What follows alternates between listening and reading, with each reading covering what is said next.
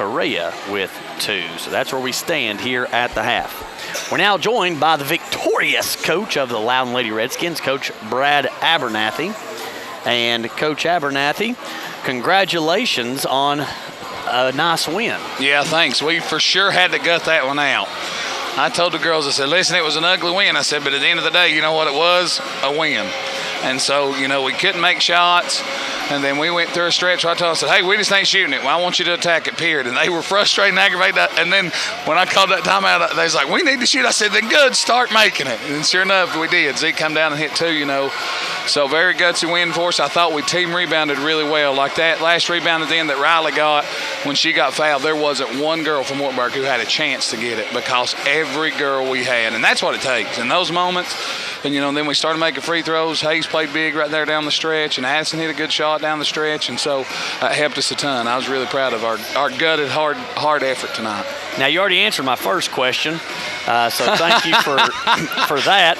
I was going to ask you there about those free throws, and, of course, you alluding to that and being able to finish that out.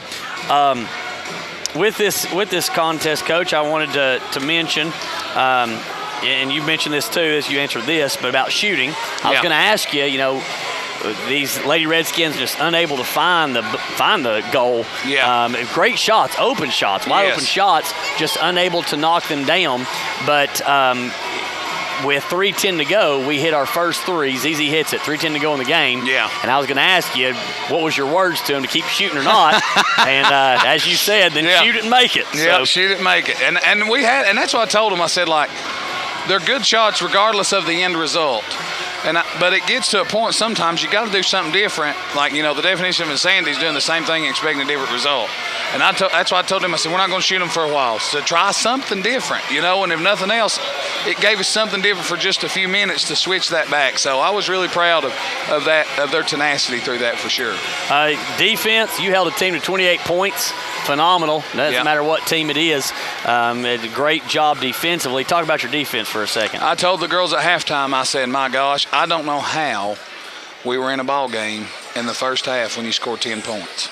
And I said, but I'll tell you how we did it. I said, through defense. We played phenomenal defense. We were in position, super active off the ball and help side, with touches.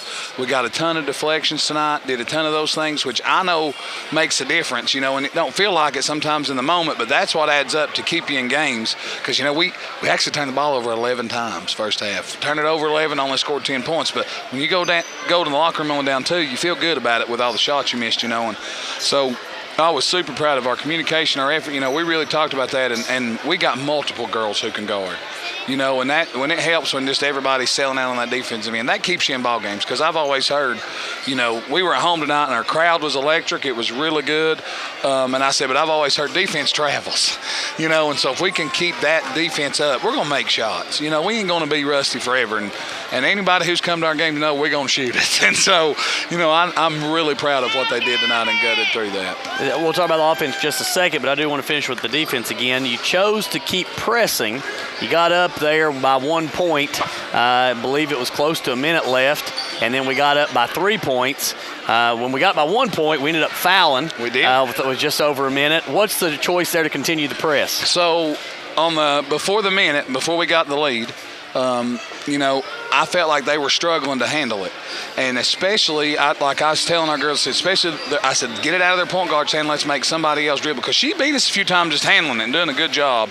And so we adjusted to that. And I said, just get there and put your hands up. Make them make a flip and play. Just make them make a play. And sure enough, they didn't. When we were there, even when we fouled, I thought, hey, that's all right. We're okay, because I'd rather do that than let them dribble it around and dribble us out. Because you know how that goes, because you are going to foul typically in half court. But if you try to speed them up, and then I talked to Mardessa and Mariah when Hayes went to the line and we was up 1. And I said, all right, what's the plan? What are we going to do? I said, we're going to press here if she makes 1, or we're going to press if she only makes 2. And Mardessa said, if she makes them both, we press. If she only makes 1, we need to pick them up maybe half court. I went, sounds good, let's do it. So that's what we decided, and then they burned that timeout after she made that second one, and we went to a 3-quarter deal to force them to do something, and so, but that was kind of our thinking behind it, like just force them to do something. Like even that girl when she hit that one to tie it up, that was a tough shot. And so I was really proud of that. We played hard defense, even fouling, it's okay, because I'm all right with it. We're gamblers. We're going to let it run. We're going to go with that. So offensively, mine is just knocking down shots. I guess how can we adjust and tune that up before Ray County? So what we got to do is we got to quit. I told the girls, I said, we get in our way. I said, we panic with the ball. We get in a hurry. We're not going off to. And I said, we just got to calm down and be patient, and that's a whole lot easier said than done. When you're out there getting pressured and seeing that, I said, and that comes with getting a little game experience more, getting back in the flow of that. And because we get after each other in practice, fine.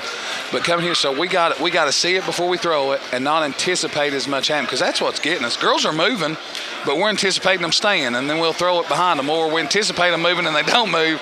I said, just see it before we throw it. And so if we'll do that and just slow down, see it, I think we'll be fine. Because once we take care of the basketball, we'll be in a lot better place for sure.